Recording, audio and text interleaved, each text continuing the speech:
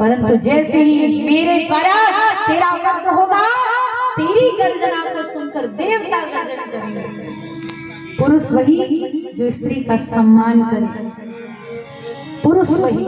नारी ने इस समाज को क्या नहीं दिया, बात धर्म की आई, नारी धर्म की तो माता सती जो स्वयं का त्याग कर देती है। सती मर तन हरि वर मांगा, जन्म जन्म शिव पद।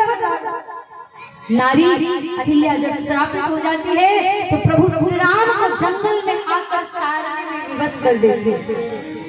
और वही नारी जब धर्म की रक्षा के लिए आती है तो महारानी लक्ष्मीबाई बनती है, अपने कांधे में अपने बच्चे को लेकर युद्ध भूमि में दौड़ जाए वही रानी लक्ष्मीबाई। सिंहासन हिल उठे, राजवंशों ने भ्रकुटी तानी थी, गुमी हुई आजादी की कीमत जिसने पहचानी थी, और पुण्य ले और बोलो हमने सुनी कहानी की, खूब लड़ी मर्दानी वो तो झांसी वाली रानी। इसीलिए हर स्थान पे नारियों को सम्मान देना चाहिए।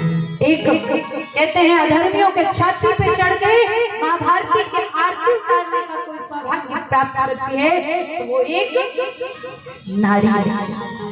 किसी ने मुझसे पूछा दुर्गा का पति कौन है, दुर्गा का पति कौन है? मैंने उत्तर दिया दुर्गा का पति वो तो स्वयं प्रकृति है। ब्रह्मा विष्णु महेश तीनों का सृजन करने वाली खड्गनी सूर्यनी घोड़ा गगनी चंद्रनी तथा शंकरी शामनी मान वसंती परिधायिका दुर्गा का कोई पति नहीं, स्वयं प्रकृति है, जनन करती है। जैसे ही योग माया रुदन करती है, जैसे ही नारद जी ज्ञान प्रदान करते हैं, यही नारी ने महिषासुर का वध किया, यही नारी ने शंखमुंड का वध किया, यही नारी ने रंगधनुष का वध किया। उसी क्षण कंस को ज्ञान हुआ और जिस प्रकार वासुदेव के 6 पुत्रों को मारा, भगवती योग माया को उठाता है, माथे से घुमाता है और जैसे पटकने का प्रयास करता है 28 भगवती सिंह पे सवार होकर प्रकट हो गई। बोली आद्य शक्ति जगत जननी जगदम्बे मात की।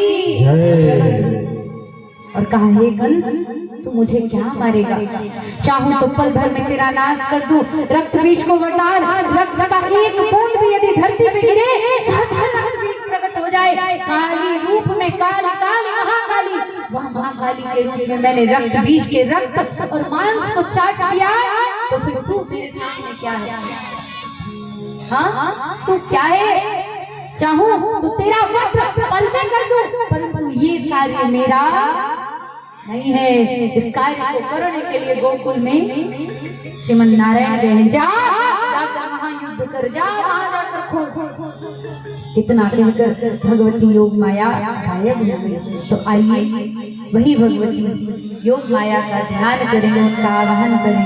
दोनों हाथों को ऊपर उठाइए और आद्य गुरु शंकराचार्य जी के द्वारा रचित महिषासुर मर्दनी स्तोत्र का गायन करने से भगवती अति प्रसन्न होती है। उनकी प्रसन्नता के लिए सभी